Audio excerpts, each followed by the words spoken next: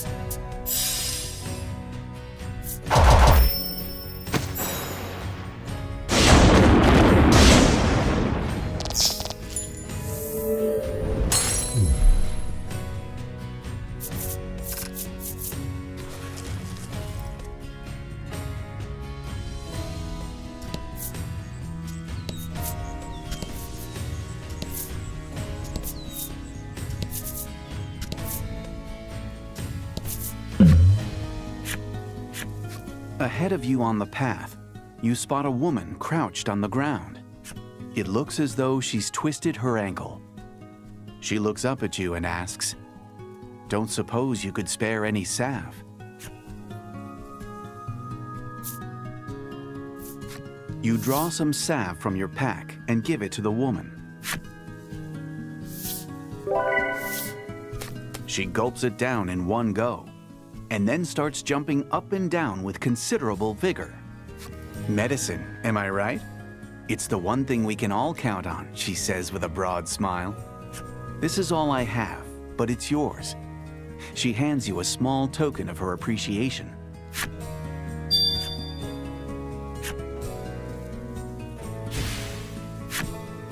She explains that they were given to her as a souvenir by a friend.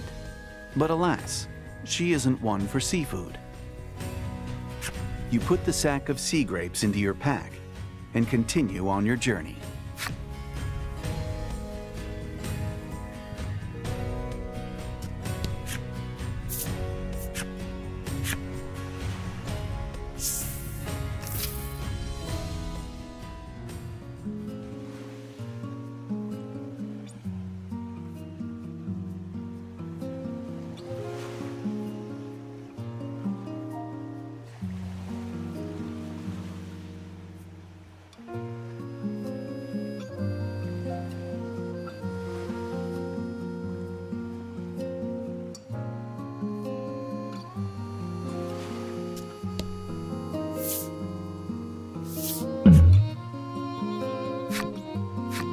The fisherman mumbles to himself, "Oh, I just want some nice salty sea grapes."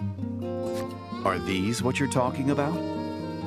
Out of your pack, you take a bag given to you by a woman you'd met previously and show the contents to the man.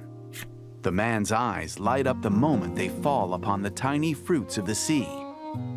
Almost instantly, he blurts out, "I'll take them off your hands." You hand your sea grapes to the fisherman.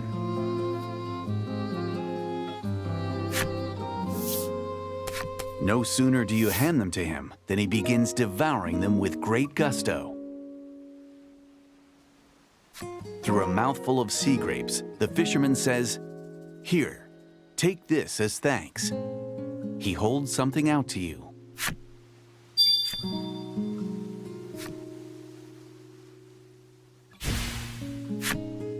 He explains that he caught it in his net in some ocean or another. It had an unusual shape, so he decided to hang on to it rather than throw it away. You push the bent stick into your pack. It sticks out a bit, and you think to yourself, that it's not the easiest thing to fit in there.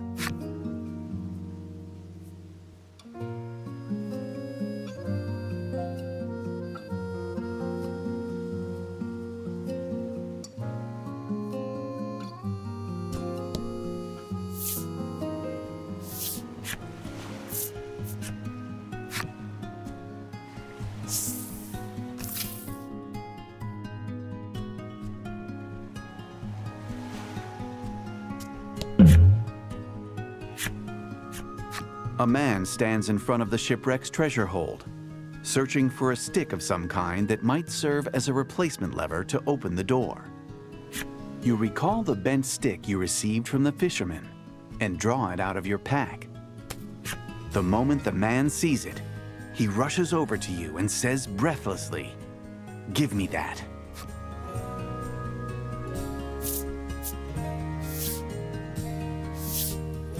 Taking it into his hands, the man quickly inserts it into the slot and pulls it like a lever. As he does,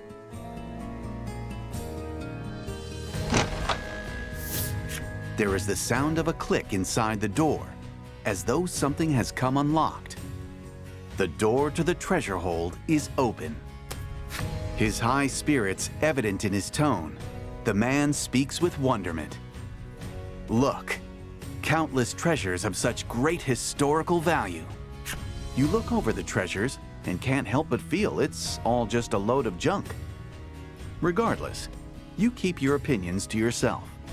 The man offers you something as thanks for giving him the bent stick.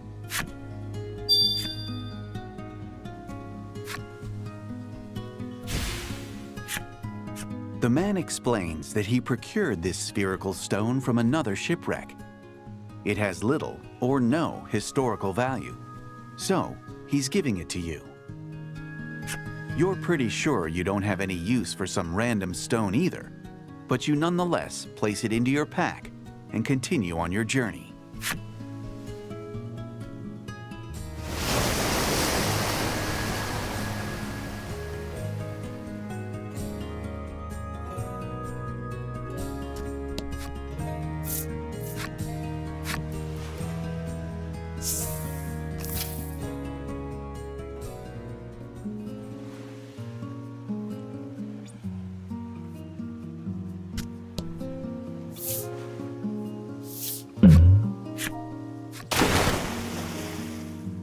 The man is carefully scrutinizing his underwater stone finds. Apparently, he has yet to locate the perfect, shiny, beautiful stone. You remember the shiny stone that someone you met previously gave you and draw it from your pack. When you show it to the man, he lets out a stunned yawp, excitement flooding his features. The man casts a covetous gaze at the stone in your hand. Such wondrous luster. Such perfect globularity. Truly a rare beauty. Well, if you want it that badly, here you go, you say, as you hand the shiny stone over to the man. Taking the stone, the man gazes at it with rapt attention, and then rubs it against his cheek as if testing its texture. Once he has sufficiently enjoyed his new acquisition, he turns to you and holds something out.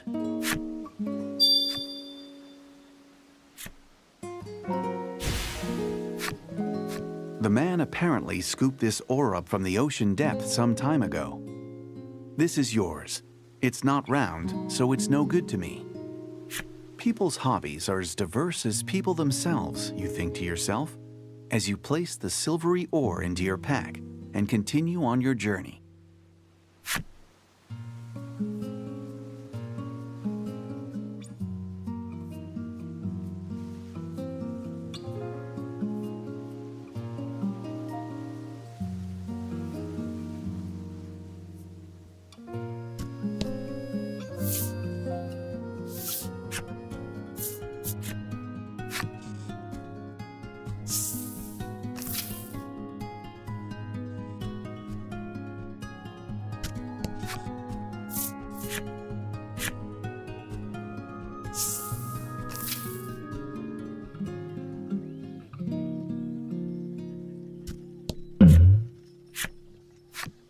As you enter the shop, the blacksmith looks up from the piece of armor plate he's hammering away at and speaks. You find any rare ore? You recall the silvery ore in your pack, which has insistently asserted its heavy presence ever since finding its way inside, and take it out to show the proprietor. The smith lets loose a shout of astonishment. Why, that's a piece of rhinestone. It's vanishingly rare. The ore is evidently as valuable as it is a burden on your back. Thinking that you'd like to give the ore to someone who knows its value, you hand it over to the blacksmith. After taking it from you, the artisan retreats into the workshop at the back of the store.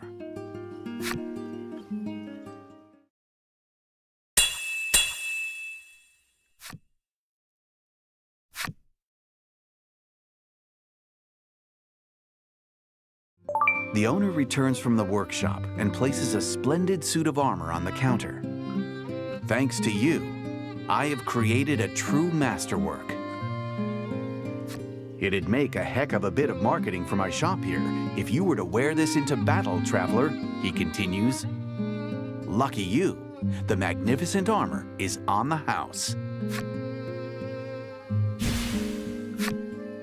You accept it with your thanks and leave the shop.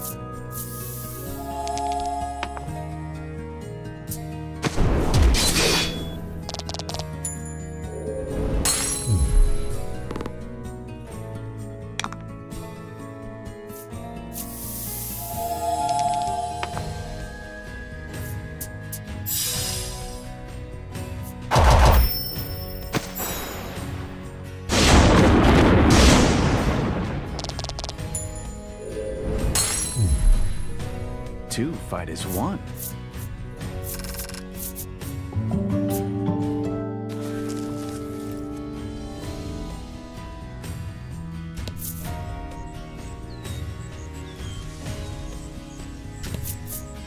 You stand on the edge of the forest.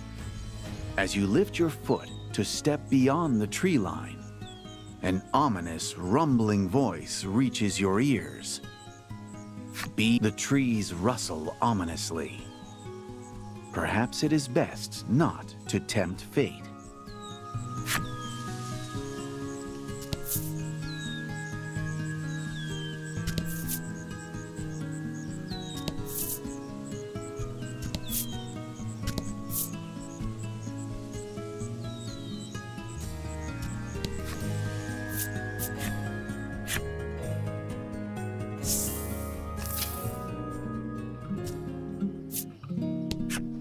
Welcome to Alabaster City, the soldier bellows in unison with their colleague to the right of the city gates.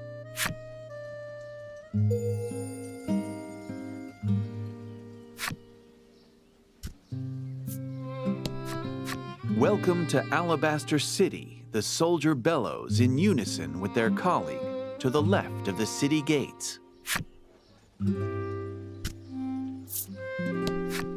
The soldier sternly surveys the people walking up and down the street, periodically pausing to write something down on a piece of paper.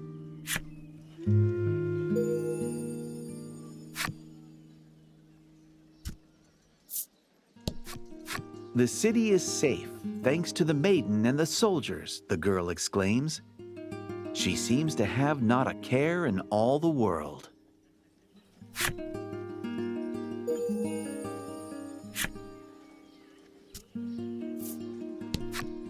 If I shop here, I'll have to shop next door as well, the woman mutters to herself. As she it would only be fair, she says, trying on one of the necklaces.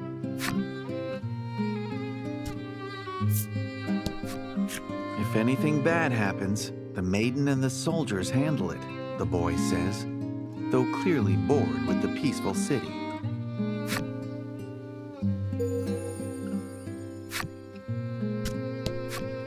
You know what happens to those who enter the shrine unbidden, warns a paper pasted to the gate of the shrine. Alas, you don't know, and are left to wonder and despair.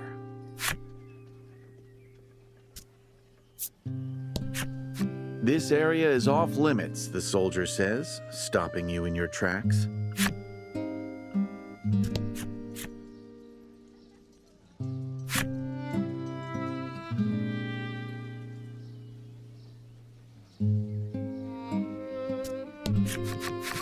Among the townsfolk peacefully going about their day, you see two young women making quite the racket.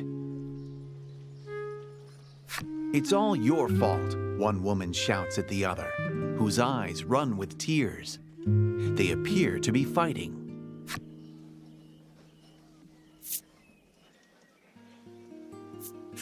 No fighting, Lack exclaims in a rare bout of righteousness.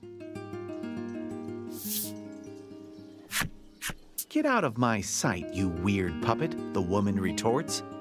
Lack is shocked. She may be right about Lack being strange, but you admittedly feel a bit bad for it. The self-assured woman is Lanka, the Ivory Maiden and keeper of the island's destiny. The woman being berated is Krim, the Ivory Maiden's attendant.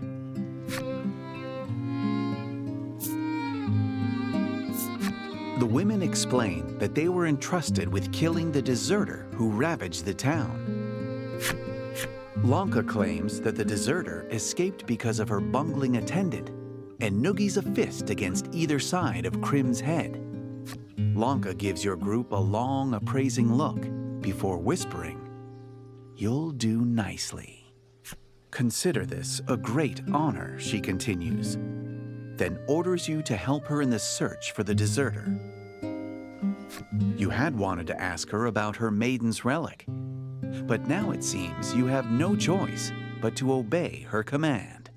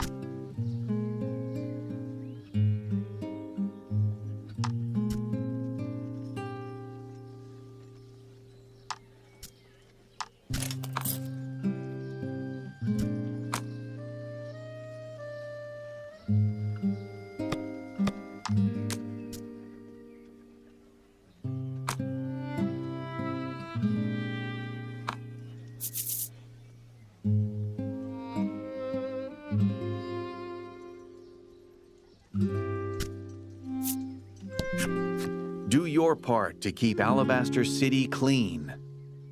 The soldier holds out a bag, hoping to collect the refuse of passers-by. What a thankless task protecting Alabaster City's image must be.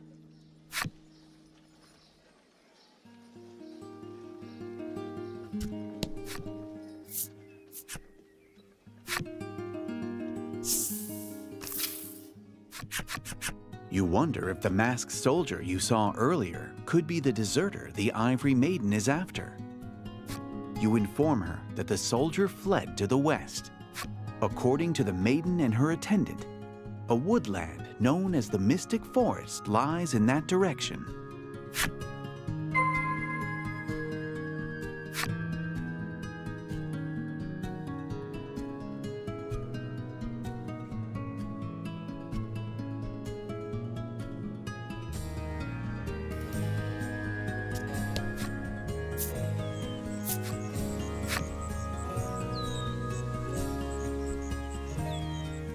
The Mystic Forest is a dense wood.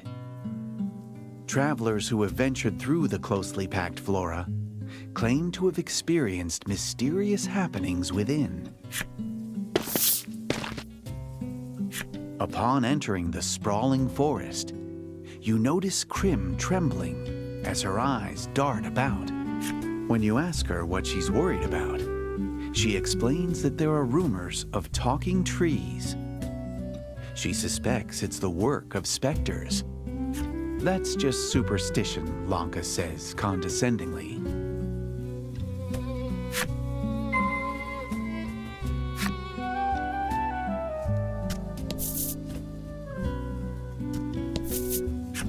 A somnolent tree.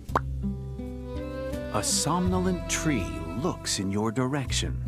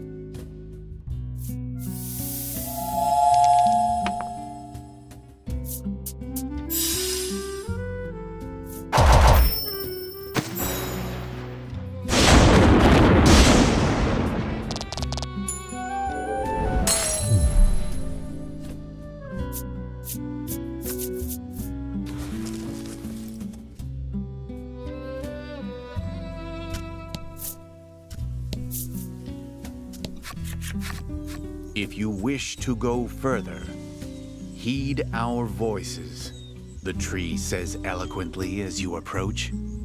Lanka, who had claimed talking trees to be mere superstition, shrieks loudly and holds fast to Krim. Thinking it the attendant's chance to lord this over the maiden, you glance over. But Krim, in her surprise, has fainted, her eyes rolled back into her head. The tree continues to speak, unbothered by your party. Healthy trees are rooted in honesty. Frail trees in falsehood, it says. You wonder if the tree's enigmatic words are some sort of hint to get through the forest.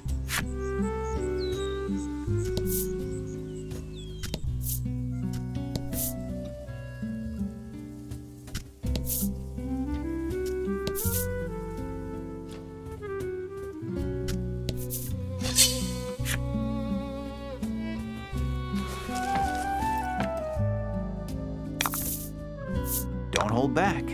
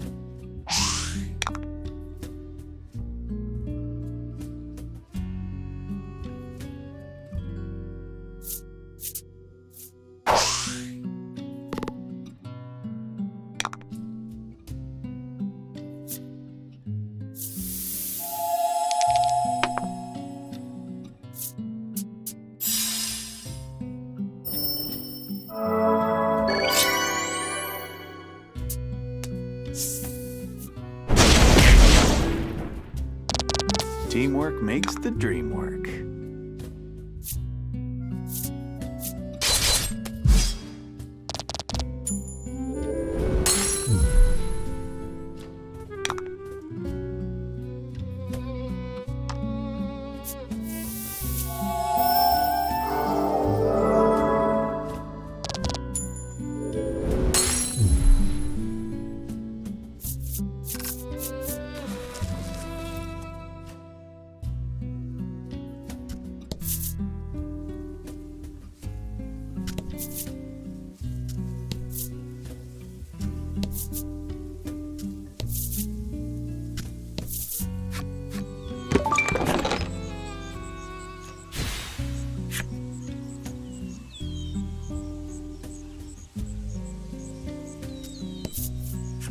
The tree suddenly begins speaking to you.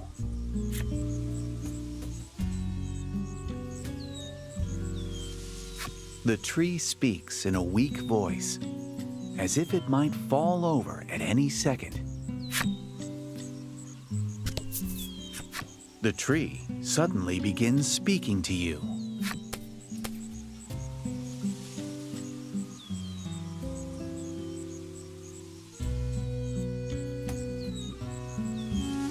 You feel an energetic aura bursting forth from the talking tree.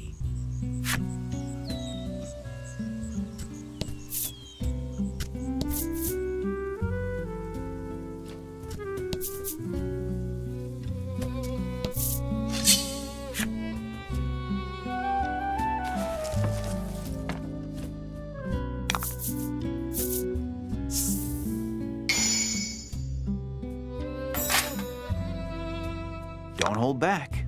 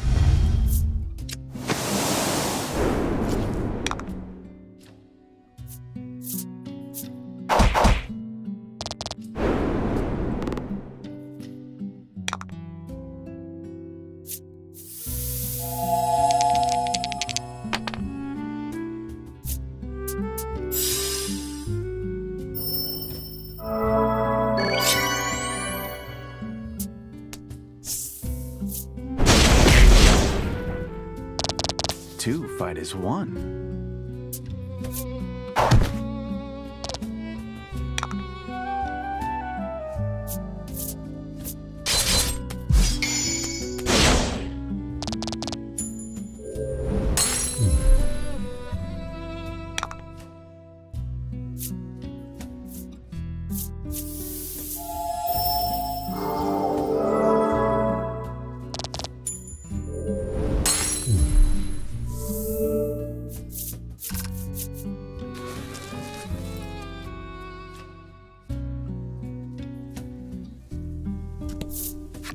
As you walk through the tall grass, you hear a lively voice behind you shout, "Good luck!"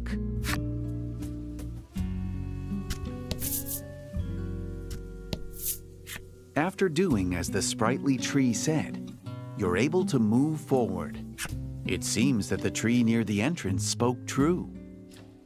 If you lose your way up ahead, perhaps you should listen to what the other trees have to say.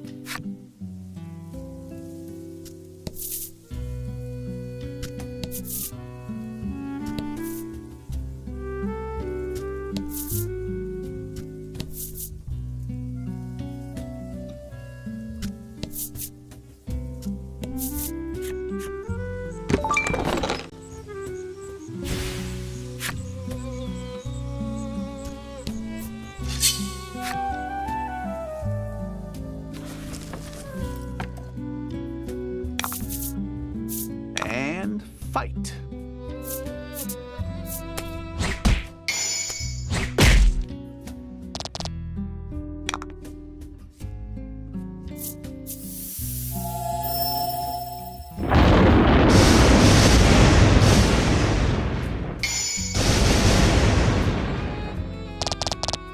magnificent.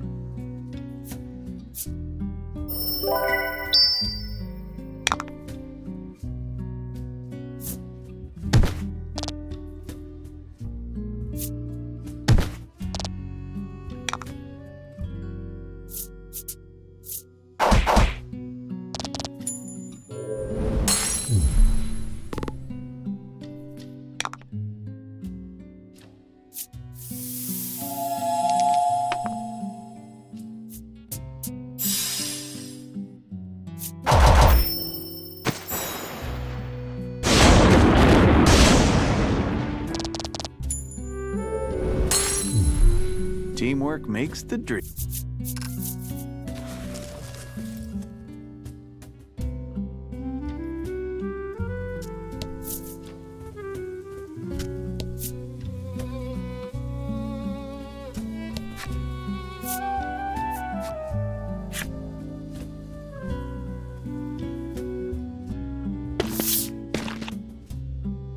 The ivory attendant complains as you make your way through the dense trees, repeatedly invoking Lanka's wrath. Each time, Laddie pats the crestfallen Krim on the head.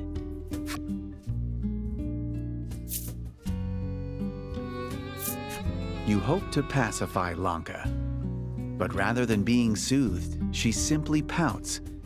"I'm a brilliant maiden. I deserve better than this." She explains that in Alabaster City, maiden and attendant are decided by national decree and cannot be contested. It appears each island's maiden and attendant have a unique relationship.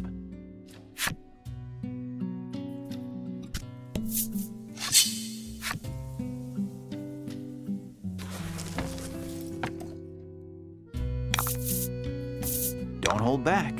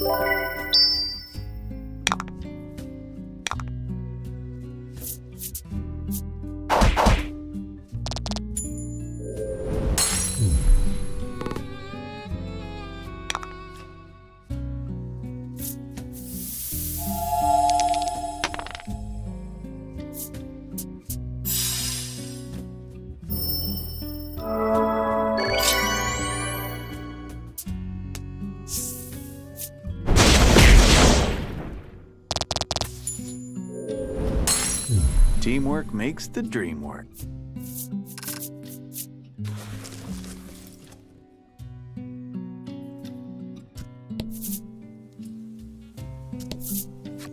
The tree suddenly begins speaking to you.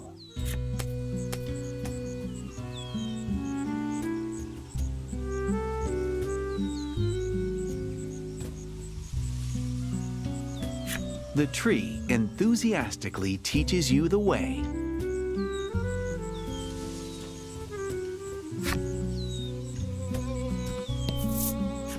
The tree suddenly begins speaking to you.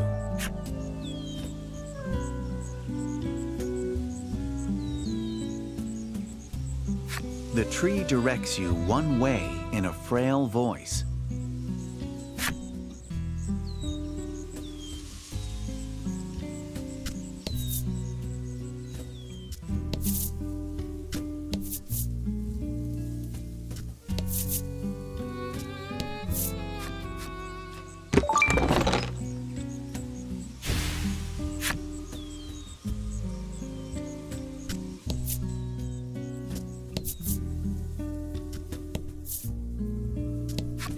You hear the whispers of a small tree's voice in your ears.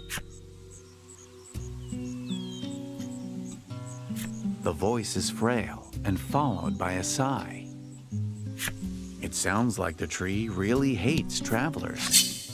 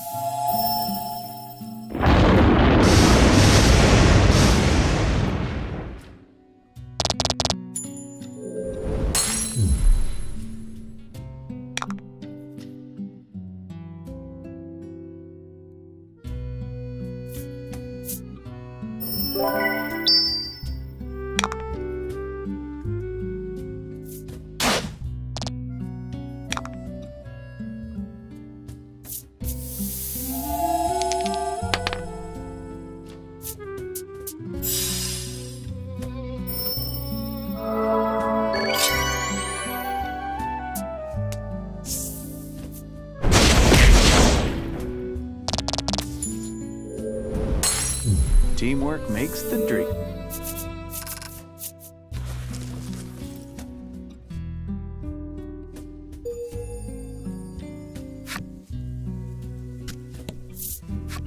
As you walk through the tall grass, you hear a lively voice shout from behind.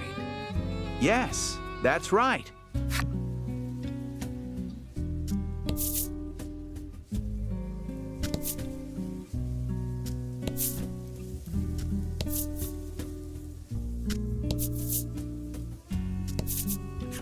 The tree suddenly begins speaking to you.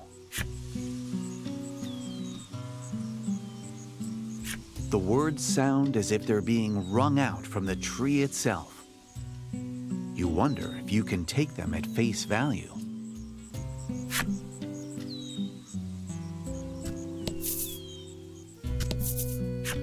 You hear snoring nearby.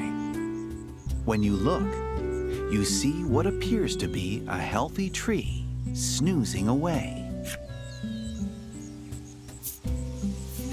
You gently shake the tree despite having just awoken. The tree speaks in a lively voice. "My apologies," it exclaims, then leans out of the way. When it does, you see a path on the other side. Apparently, the tree is allowing you to pass.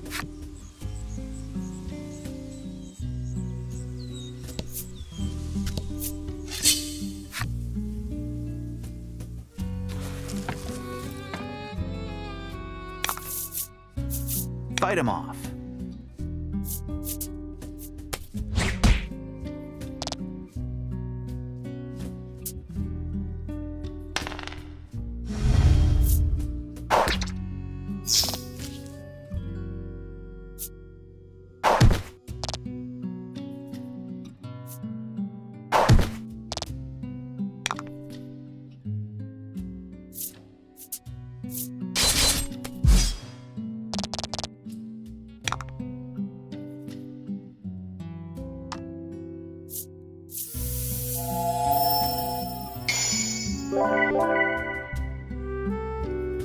Magnificent.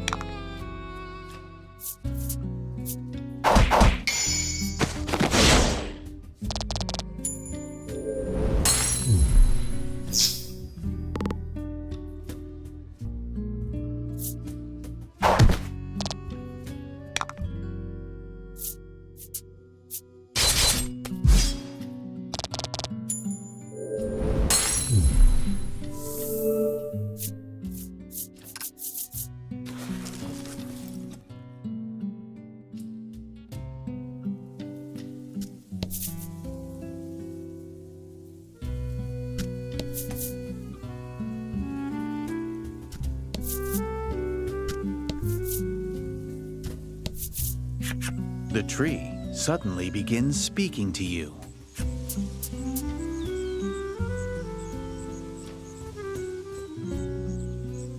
The tree trembles in its frailty. You wonder if it fears humans.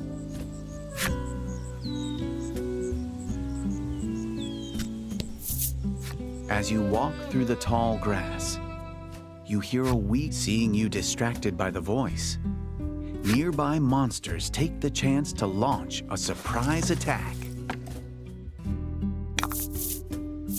Don't hold back.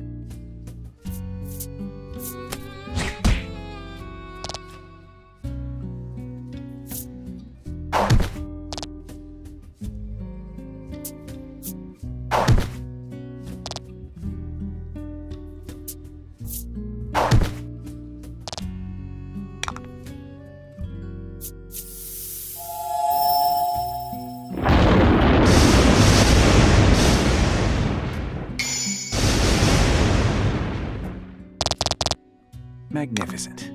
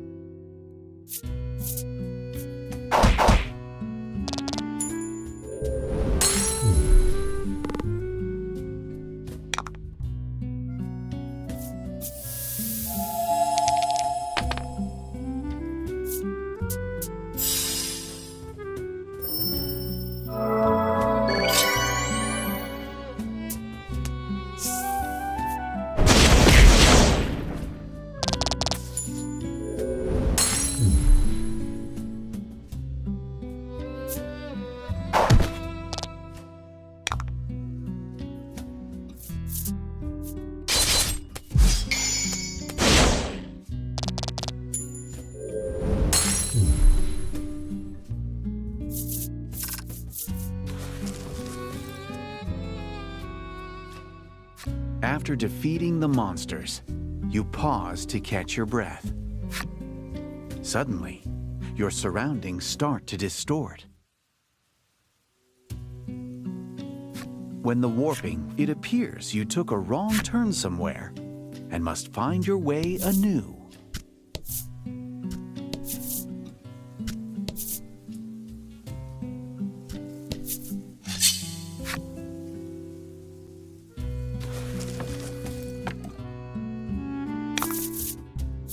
Hope you win.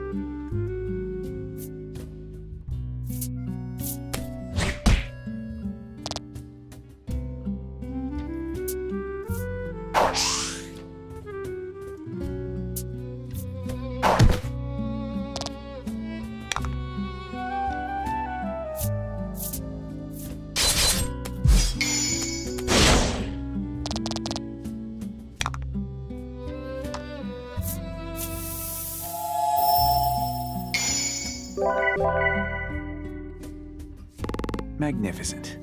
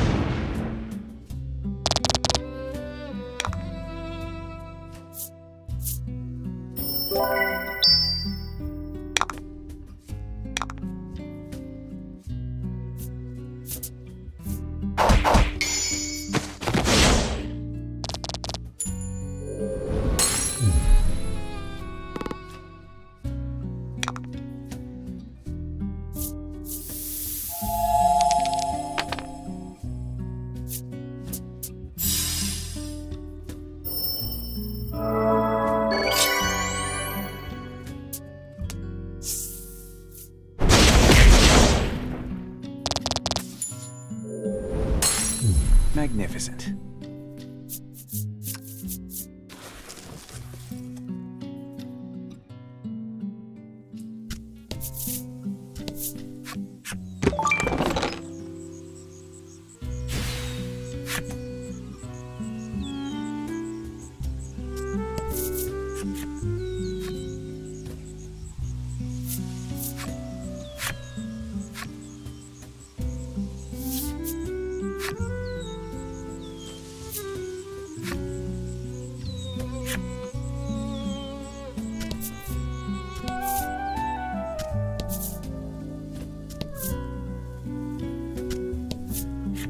As you walk through the tall grass, you hear a gloomy voice calling to you from afar.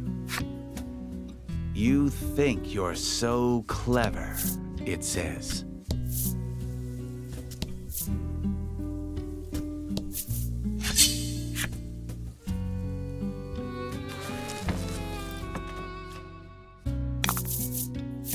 Don't hold back.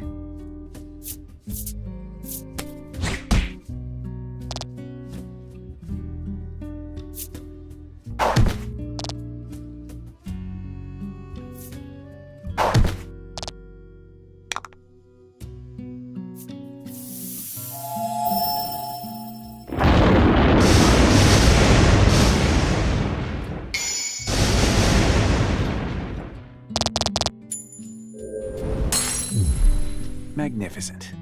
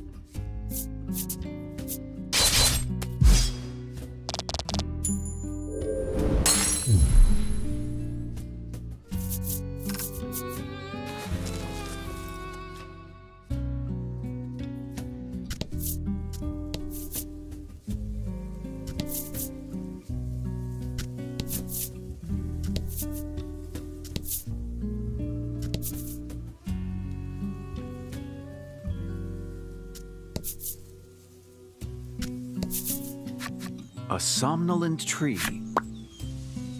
A somnolent tree looks in your direction.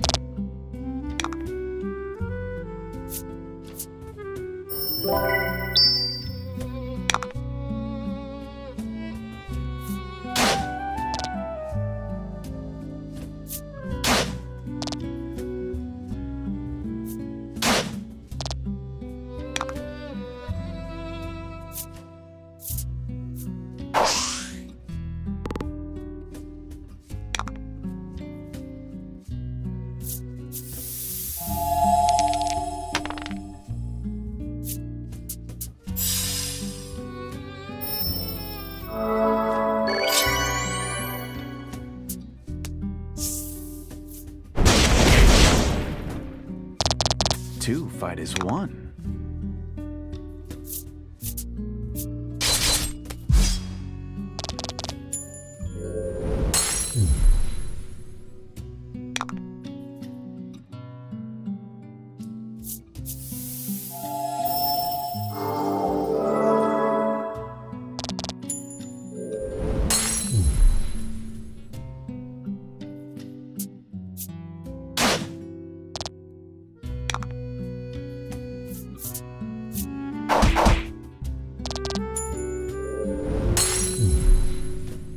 You did great.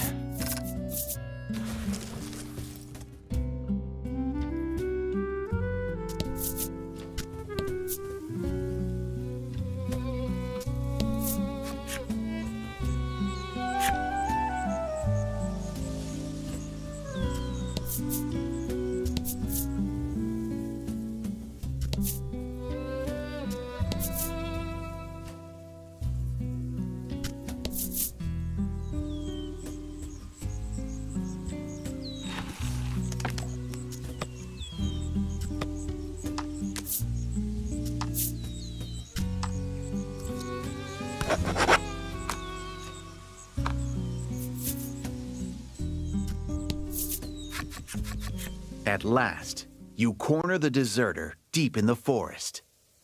"You won't get away," Lanka shouts. Pressured by the maiden, the deserter takes a step back. "Leave me alone," the masked soldier pleads. But the Ivory Maiden pays their words no mind and charges into battle.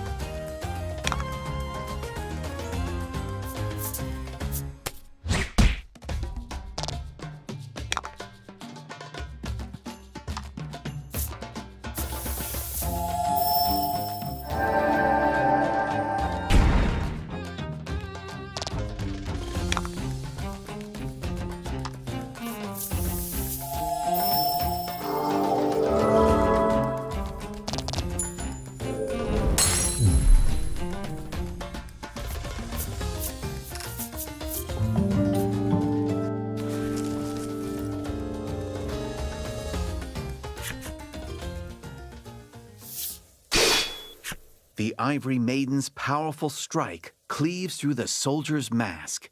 Broken, the mask crumbles to the ground in pieces. Everyone gasps. The face beneath the mask looks just like Lanka's. "I just want to live," the woman says, glaring at your party. Realizing that everyone is taken aback by her appearance, she seizes the opportunity to flee deeper into the forest. Lack, in true boneheaded fashion, asks, "Do you have a twin or something?" Lanka, absorbed in her own thoughts, hasn't an ear for Lack's words.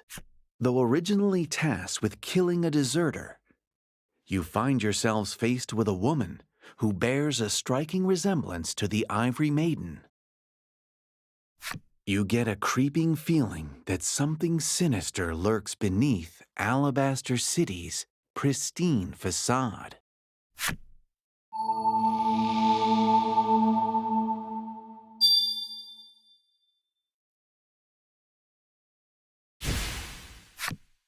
Okay, want me to take you to the exit so you don't get lost in all these trees?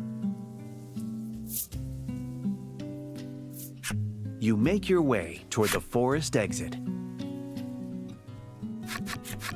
By the time you make it out of the woods, Lanka has returned to her normal self. You explain that you're on a journey to help Laddie become a maiden and need the maiden's relic. Lanka tells you that the relic is proof of her maidenship and more precious than life itself, then promptly refuses to give it to you. However, in honor of you helping her on her nationally decreed mission, she agrees to accompany you to the spire. A maiden must always be benevolent, she says, her eyes shining with pride at her lofty position.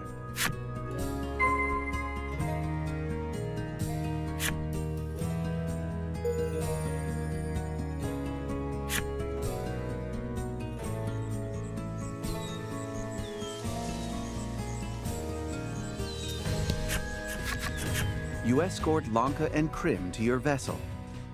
I'm surprised it even floats, Lanka whispers. I never thought the deck would be stained in a maiden's blood, you think to yourself as the ungrateful words leave her mouth. As if sensing your murderous intent, Laddie looks at you and takes deep breaths, urging you to take your own.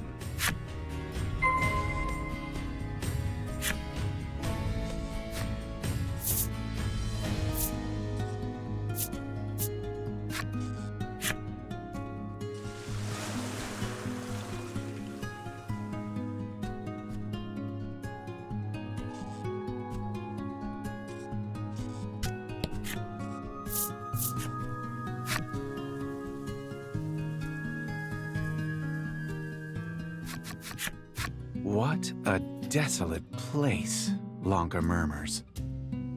You suppose it is, especially compared to Alabaster City.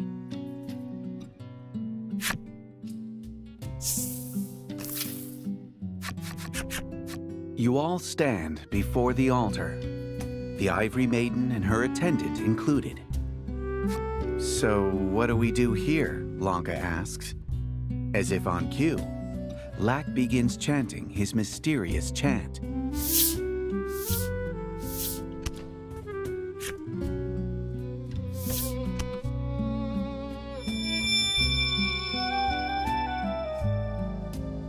As the screams of Lanka and Krim fill your ears, you surrender yourself to the dazzling light.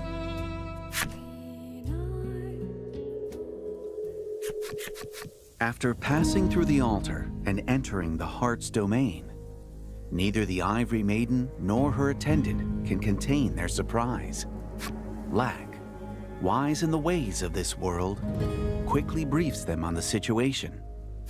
After digesting Lack's words, Lanka turns to Laddie and says, "Your heart is quite a dark place." Laddie hangs her head heavily, tears in her eyes. Your mission remains unchanged. Somewhere, there is a heart scar that must be healed. There's a heart scar to the west, Lack says. Trusting in his words, you head that way.